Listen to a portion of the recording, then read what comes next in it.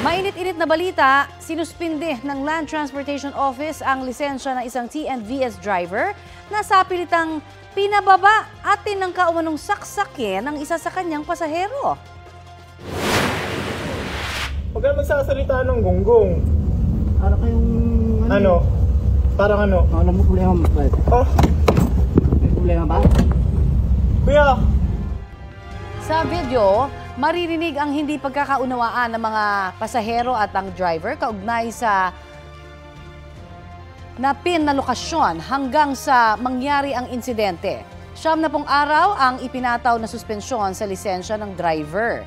Ayon kay Transportation Secretary Vince Dizon, tugon yan sa utos ng Pangulo na siguraduhing ligtas ang mga pasahero sa pagsakay nila sa pampublikong transportasyon. Ipinatawag na din ng LTO ang driver, rehistradong may-ari ng sasakyan at ang TNVS company kung saan nagtatrabaho ang driver para magpaliwanag sa insidente. Sinusubukan pa ng GMA Integrated News na hingan ng pahayag ang TNVS company at driver.